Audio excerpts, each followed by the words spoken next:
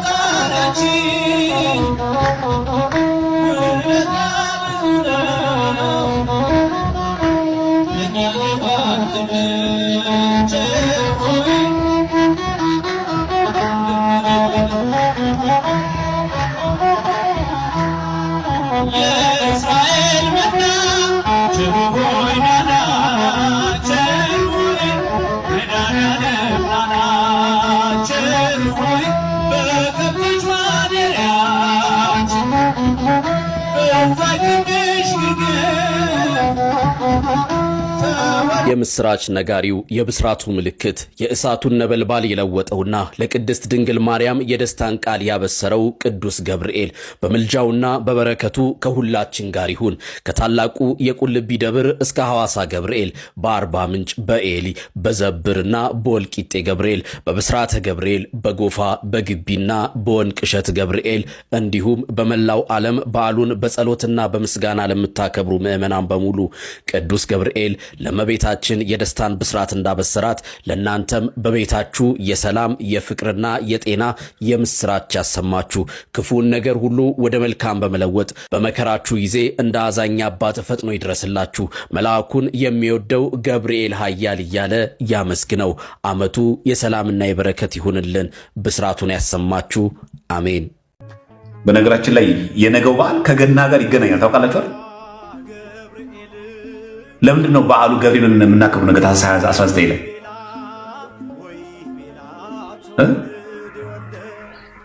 በስድስተኛው ወር ገብርኤል መልአክ አይደል የተላከው?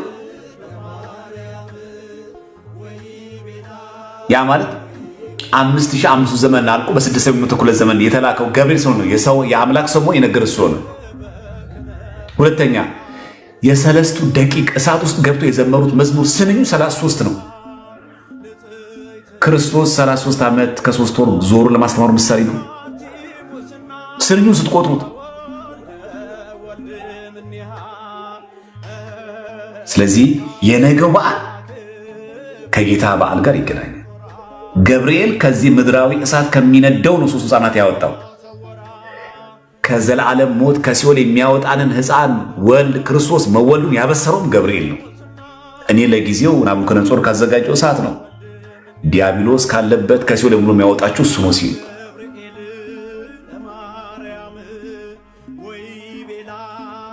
በጣም ነው የሚገርመው። በዓሉ ልዩ በዓል ነው። ከልደት ጋር ከክርስቶስ ሰው መሆን ጋር ነው የሚገናኝ በዓሉ። ምክንያቱም ገብርኤል ብሂል ብእሲው አምላክ አለ የሚለው ገብርኤል ማለት እኮ አምላክ ወሰብ ማለት ነው።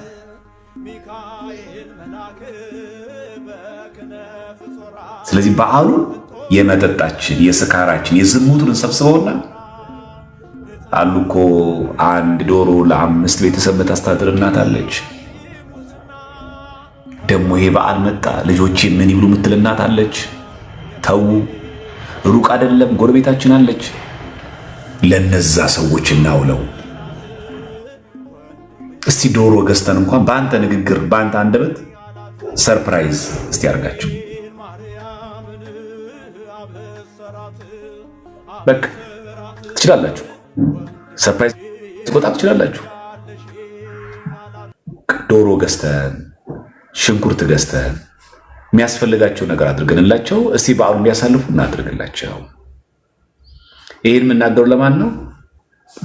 ብር ኖሯችሁ ለመጠጥ ለምታውሉ ሰዎች ማለት ነው። እንደ ሰለስቱ ደቂቅ ያለ ሰው ቢያገኝ እግዚአብሔር ዛሬ ከዛ የበለጠ ነገር ያደርግ ነበር። ምድርን ሐሳቧን የሚያስቀይር ሰማያዊ መልእክት ነው ይዞ የመጡት ሰዎች። የምድርን ሐሳብ የንጉሥ ሐሳብ የሚያሽር ሃይማኖት ድርሳኑ ላይ ብቻ አይደለም ነው። እኔ ድርሳኑ ላይ ብቻ እውቀታቸውን መስርተው ለክርክር የሚነሱ ሰዎች ይህን ቢያዩት መልካም ነው። የሰው ምስያ የተባለው ማለት ነው። ውጭ ያሉት ተበልተዋል፣ ውስጥ ያሉት ግን ድነዋል። ዛሬ እንግዲህ ይህንን በዓል ሲያከብሩ ምዕመናን የንጉሥ ሐሳብ ማሻር የሚችል ሃይማኖት እንዳለችው እያሰቡ ነው ማክበር ያለባቸው። ኢየሱስ ያድናል እንላለን፣ ደግሞ ይችንም ጨምራ ገብርኤል ያድናል። አባቱ ብንሄድ አምላክነቱን እናገኛለን፣ እንደ እናቱ ብንሄድ ደግሞ ሰውነቱን እናገኛለን። በሰውነቱም ፍጹም ነው፣ በአምላክነቱም ፍጹም ነው። ይህን በማን እናውቃለን ከተባለ በድንግል ማርያም። ክርስቶስ ፍጹም ሰው አልሆነም አያሰኝም። ለምን? ሔዋን አዳም ያለ እናት ሲያስገኛት ሔዋን ከአዳም ስለተገኘች ሔዋን ጎደሎ እንደማትባል ክርስቶስ ከመቤታችን ያለ አባት ሲወለድ ሰው ሲሆን ክርስቶስ ባህሪው ይጎደለበት አያሰኝም። ፍጹም ምንድነው? ፍጹም ሰው እንለዋለን። የአብ ልጅ ፈጣሪ ነው ኢየሱስ ክርስቶስ ፈጣሪ ነው ብሎ የሚያምን ሰው ሲመጣ የድንግል ማርያም እንጂ ድንግል ማርያምንም ወላዲተ እግዚአብሔር ብለህ እመን እንላለን ማለት ነው። ንስጥሮስ ሲመጣ ያን ብለን ነው የምንመልስለት። ለምን?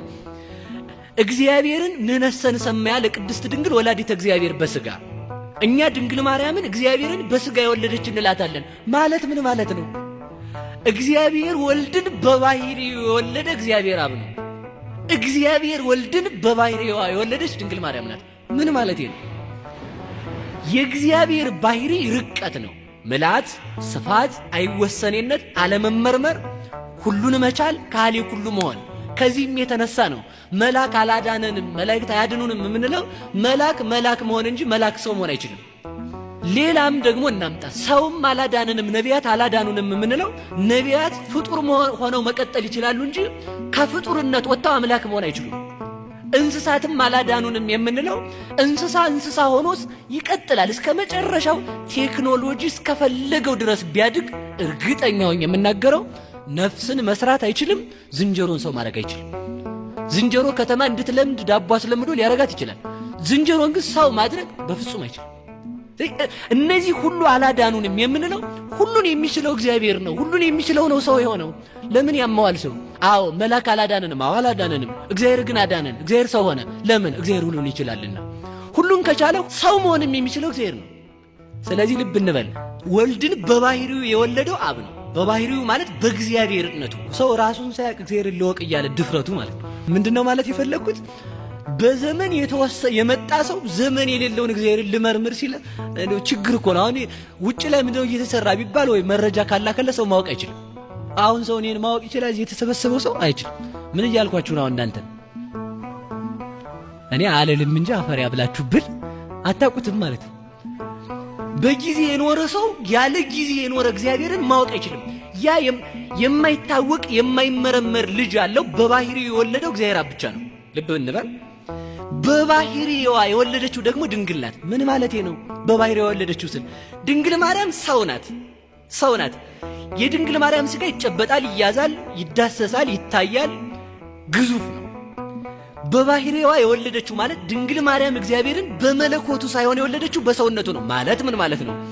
ሩቅ መለኮትን ብቻ የወለደች ሳይሆን መለኮትን በስጋ ተዋህዶ ነው የወለደችው። ድንግል ማርያም ለእግዚአብሔር ወልድ የባህሪ እናቱ ናት። እንዴት ሊል ነው ሰውየው። እንግዲህ እንዴት ሲለኝ ጥያቄ የማቴዎስ ወንጌል ምዕራፍ 3 ላይ በዮርዳኖስ ሲጠመቅ ይህ ልጄ ነው ያለው ወይንስ እነዚህ ልጆቼ ናቸው ነው ያለው? ወይንስ በዚህ ላይ ያደረው ልጄ ነው ያለው? ይሄ ልጄ ነው አለ። ማንን? ስጋን ራሱን ማለት ነው። ለምን? ስጋ ማን ስለሆነ? መለኮት ከስጋ ጋር ሲዋሃድ ስጋ ቃለ አብ ወቃለ መንፈስ ቅዱስ ሆኗልና ስጋ አምላክ ስለሆነ ያ ስጋ የአብ ቃል ነው። ያ ስጋ ከድንግል ማርያም ስጋን የተነሳው ያ ስጋ አካላዊ ቃል ሲዋሃደው ምን ሆኗል ማለት ነው? አምላክ ሆኗል። ስለዚህ በባህሪዋ ወለደችው። የባህሪ ልጅ ያለው እግዚአብሔር አብ ነው። የባህሪ ልጅ ያላት ድንግል ማርያም ናት። ዘመን የማይወስነው ልጅ ያለው እግዚአብሔር አብ ነው። ዘመን ወስኖት እንደ ሰውነቱ 5500 ዘመን ቀድሞት ከ5500 ዘመን በኋላ ዓለምን የሚያስረጅ ልጅ ፈጣሪ ልጅ አላት ድንግል ማርያም ናት። ስለዚህ ምን እንላታለን? አብ በባህሪው የወለደውን ድንግል ማርያም በባህሪው የወለደችው ማለት የሰው ባህሪ ሰው አይደለ? ስለዚህ ፍጹም ሰው የሆነው ከድንግል ማርያም ነው። አንድ ነገር ብቻ እናንሳ። አንድ ልጅ ያለው ማን ነው? አብ ነው። አንድ ልጅ ያላት ደግሞ ድንግል ማርያም ናት። አንድ ልጁን ለተዋህዶ የሰጠ አብ ነው። አንድ ልጇን ደግሞ ዓለምን እንዲያድን ከሷ አንድ ልጅ የወለደች ደግሞ ድንግል ማርያም ናት። ስለዚህ ምን እንላታለን? የእግዚአብሔር አብ ምልክት እንላታለን። ምልክትነቷ በምንድን ነው ከተባለ አሁን ሰው ብቻውን መውለድ ይችላል? ብቻውን መውለድ አይችልም። ብቻውን የወለደ ማን ነው? አሁን እንዴት ድንግል ማርያም ብቻዋን ትወልዳለች የሚል ሰው ሲነሳ ምን ብለን እንመልሳለን መሰላችሁ? እንግዳውስ እግዚአብሔር ለምን ብቻውን ወለደው ብለን እንመልሳለን። ይኸው ብቻዋን በመውለዷ ብቻውን የወለደ አብን ሰበከችው ማለት ነው። አያችሁ፣ እሷ ብቻዋን ነው የወለደችው። እንዴት ብቻዋን ወለደች ከተባለ እንግዲህ አብ ብቻውን የወለደው ማነጻጸር ግን አይደለም። ሰዎቹ ሊመስላቸው ይችላል። ህሊናው ያልጠራ ሰው እንደዚያ ነው የሚያየው። ስለዚህ አብ ብቻውን እንደወለደው ድንግል ማርያምን ብቻዋን ወለደችው። ከአብ ተመልከቱ፣ ያለ ሕማም እንደተወለደ ከድንግል ማርያምም ያለ ሕማም ተወለደ። ከአብ ያለ ዘር እንደተወለደ ከድንግል ማርያምም ያለ ዘር ተወለደ። ሴቶች ሲወልዱ በዘር ነው የሚወልዱት። እሷ ግን ያለ ዘር በመጽነሷ ምክንያት ሴቶች ሲወልዱ የሚሰማቸው ሕመም ሳይሰማት ወለደችው።